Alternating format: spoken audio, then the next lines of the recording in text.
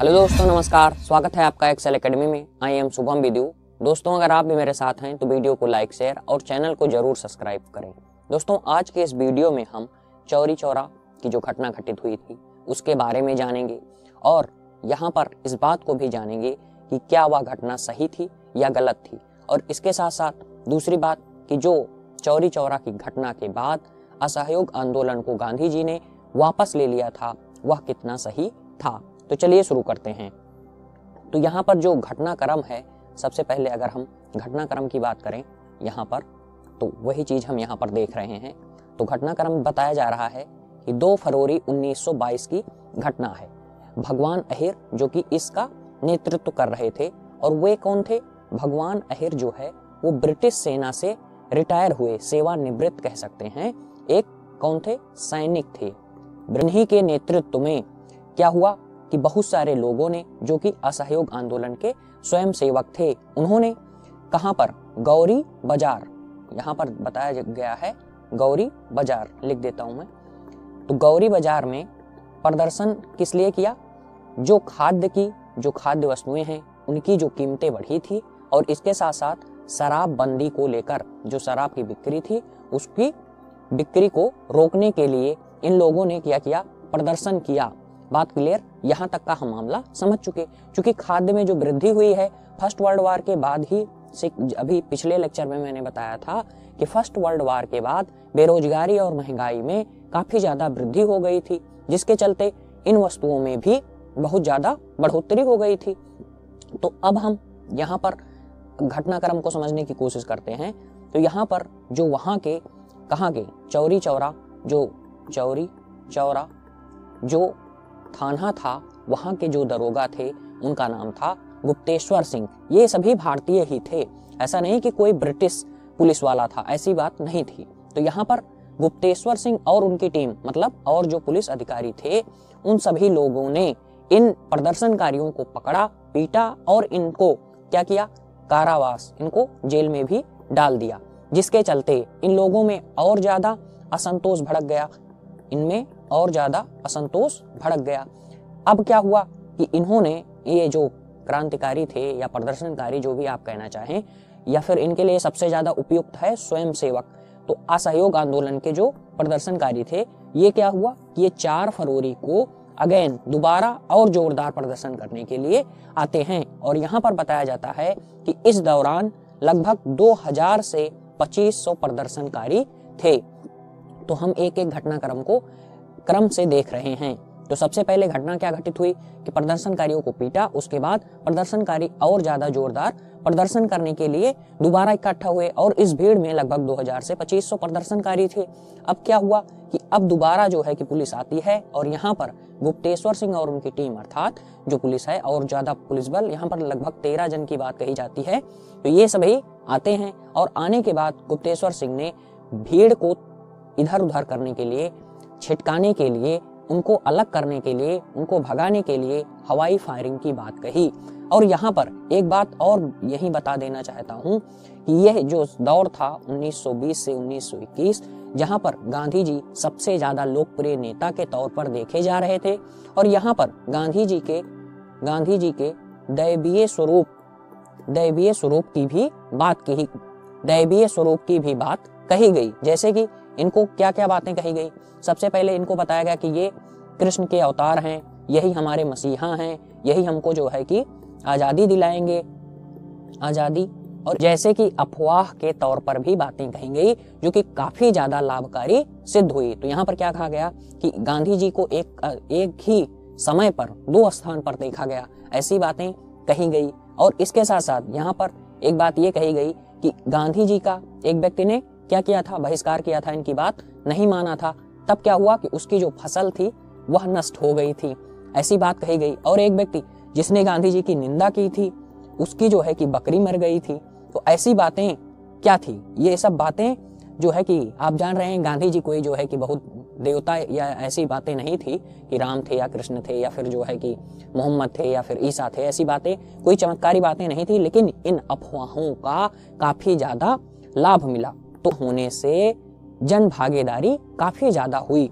तो यहाँ पर ये बातें हम समझ चुके। अब यहाँ पर जो सबसे महत्वपूर्ण बात ये है कि इनको लगा कि अगर गांधी जी हमारे साथ हैं और जो पुलिस वाले हैं, भीड़ में यह बात घर कर चुकी थी कि गांधी जी की कृपा से जो ये लोग हैं ये अगर गोली भी चलाएंगे तो वह पानी हो जाएगी, गोली चलाएंगे तो वह पानी हो जाएगी। ये सही घटनाक्रम है, ऐसा नहीं कि कोई मैं मनगढ़ंत कहानी बता रहा हूँ। ऐसी बात इंडियन एक्सप्रेस में लिखी गई है, जिसे मैंने पढ़ा है वही मैं आपको बता रहा हूँ। तो ये बातें हुई। अब इसके बाद क्या हुआ कि जब इन्होंने हवाई फायरिंग किया तो जनता ने क्या किया, पत्थरबाजी करना स्टार्ट कर दिया, ईंटे से वार करना स्टार्ट कर दिया, जिसके कारण यहाँ पर सबसे महत्वपूर्ण बात जो है कि पृथ्वीपाल नाम के एक सब इंस्पेक्टर थे।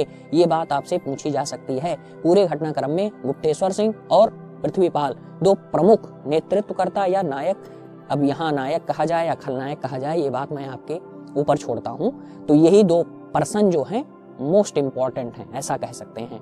तो इन्होंने, पृथ्वीपाल ने गोली चलाने का आदेश दिया, जिसके चलते तीन जन की मृत्यु बताई जाती है और कई लोग इसमें घायल हुए। अब क्या हुआ कि भीड़ जो है वो और ज्यादा उग्र हो गई। जब भीड़ और ज्यादा उग्र हो गई तब यहाँ पर अब स्थिति काबू के बाहर होने लगी। तब जो यहाँ पर जितने थे, जो आए थे पुलिस वाले, ये क्या हुआ कि अपना भाग करके थाना में शरण लिए और यहाँ पर भीड़ काफी ज्यादा उग्र हो गई थी। और इंडियन एक्सप्रेस में लिखा गया है कि मिट्टी का तेल, केरोसिन ऑयल, उसको डाल करके थाने में आग लगा दी गई। और इसके बाद जो यहाँ पर वहीं पर बताया गया कि लाल टोपी अपनी फेंक करके पुलिस वाले भाग गए थे, पहली बात। और दूसरी बात, स्पेक्ट्रम में लिखा गया है कि मैं अपने तौर से नहीं बता रहा हूं, नहीं आप सोचे कि हिंसक बातें बता रहा है। तो यहाँ पर क्या हुआ कि वहां पर बताया गया कि जो पुलिस वाले आग लगा दी गई और जो इनसे बच करके बाहर आए उनको भीड़ ने पकड़ा, पीटा और इसके बाद दोबारा अगेन क्या किया, आग में, फायर में दोबारा डाल दिया।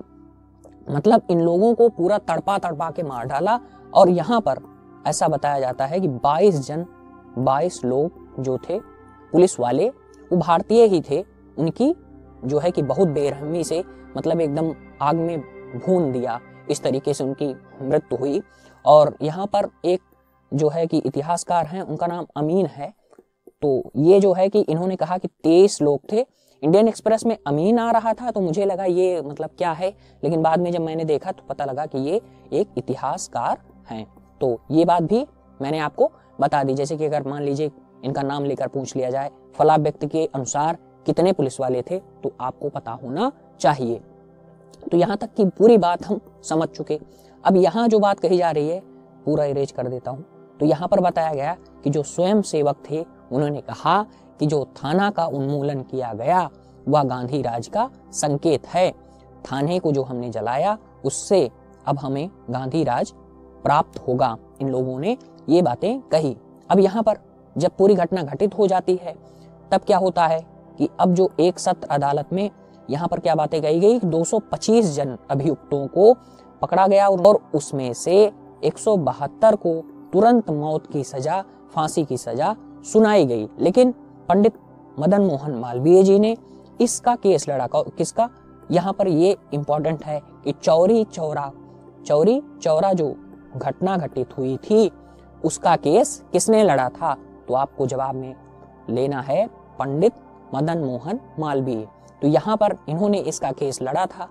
जैसे ऑप्शन दे सकता है कि गांधी जी थे या मोतीलाल नेहरू थे, सीआर दास थे, ये सभी वकील ही थे, लेकिन आप इनको ध्यान से रखें और मदन मोहन मालवीय का नाम याद रखें, ठीक है। तो अब यहाँ पर 151 जन को फांसी की सजा से इन्होंने बचा लिया, सेव कर लिया, अपना जो है लड़के अपना मामला रख के इस टाइप की बातें करके। अब 19 जन जो थे इनको फांसी की सजा दी गई। अब जब ये घटना घटित होती है तो यहाँ पर बारदोली में जो है कि बारदोली में वाले लेक्चर में मैंने इसको बताया कि बारदोली से क्या हुआ। जैसे यहाँ पर असहयोग चल रहा था तो यहाँ पर क्या हुआ कि सबने अवज्ञा आंदोलन की भी शुरुआत की बात कही गई। लेकिन जब 5 फरवरी को ये घटना घटित होती है और कुछ जगह ये 4 फरवरी दिया गया है, यहाँ पर भी काफी ज्यादा समस्या है। तो आप इसे अपना दिमाग लगाकर ही कहें। तो जैसे कि पिछले वाले बात में मैंने बताया आपको 4 फरवरी की घटना है, 2 दिन बाद 2 तारीख को मारपीट हुई थी और फिर उसके बाद 4 को ये लोग दोबारा आए। तो लेकिन यहाँ पर बताया गया कि 5 फरवरी, ठीक है। और ये बात जो है कि स्पेक्ट्रम में भी लिखी गई है कि 5 फरवरी वाली, तो 5 फरवरी की यह घटना घटित होती है। तो इतिहास में तारीख को लेकर बहुत विवाद होता है, इससे बचने की कोशिश करें। अब क्या हुआ कि अब गांधी जी ने क्या किया कि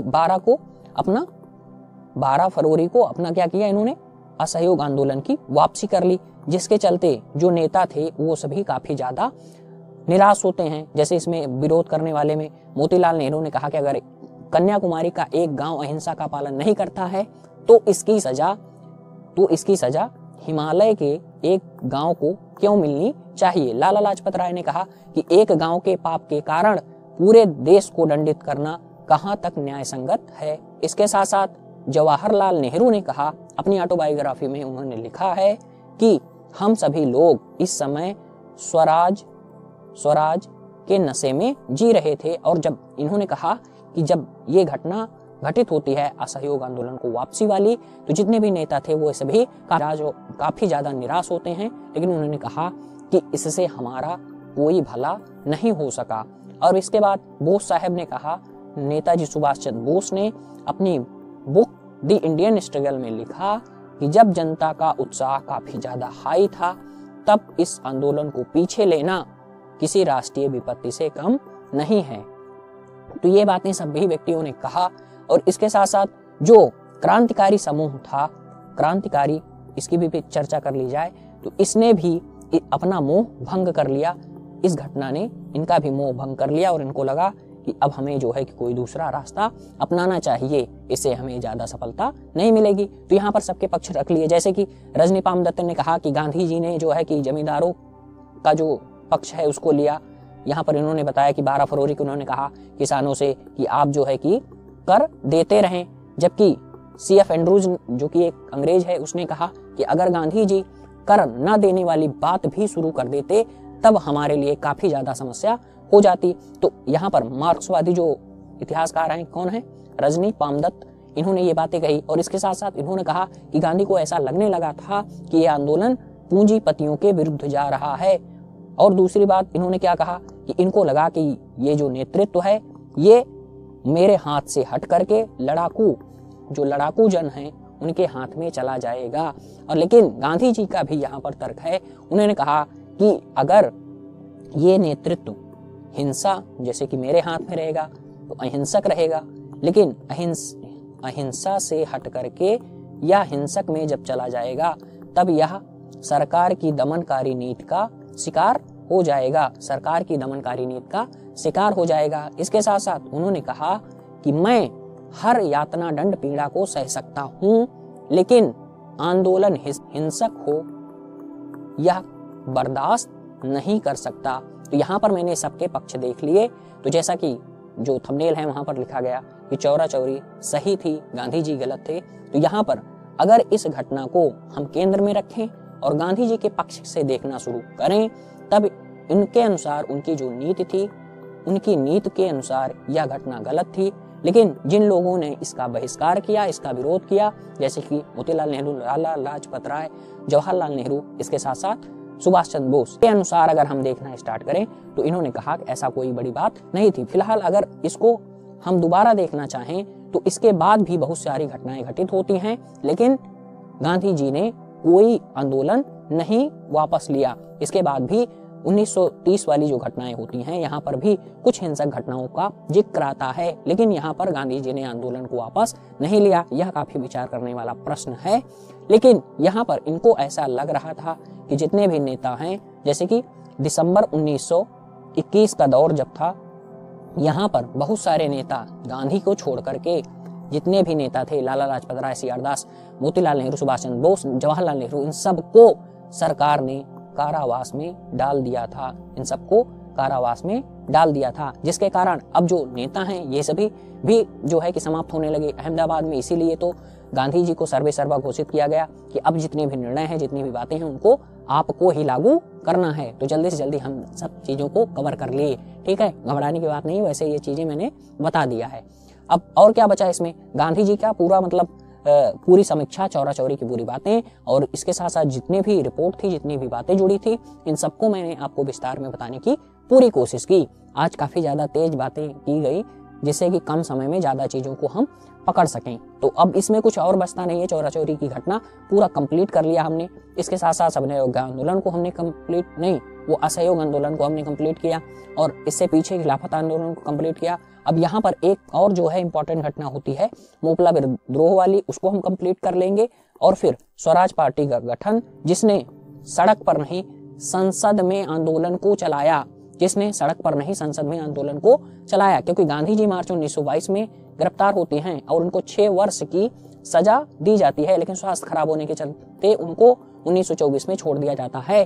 बात क्लियर? क्योंकि उनको पता था गांधी जी काफी लोकप्रिय नेता हैं, इनको हम अगर जेल में रखते हैं और उनकी तबीयत खराब होती है, जिसके वजह से गांधी जी भी थोड़ा अपना जो लोहा बिखार रहे थे, जब बीमार हो जाए तो अपना कुछ ज्यादा ही बीमार हो जाएं, और उनका एक सबसे प्रमुख हथियार था अमरण अनशन वाला। तो अंग्रेज जान ही रहे थे अगर ये व्यक्ति यहाँ पर मर गया तब तो हमारे लिए बहुत बड़ी समस्या हो जाएगी। तो यही सब बातें थी। तो मिलते हैं हम नेक्स्ट वीडियो में, लेकिन वीडियो को लाइक, शेयर और चैनल को जरूर सब्सक्राइब करें ऐसी जानकारी पाने के लिए, और अपने दोस्तों को भी इस जानकारी को, इस वीडियो को जरूर शेयर करें। धन्यवाद, बहुत बहुत आभार।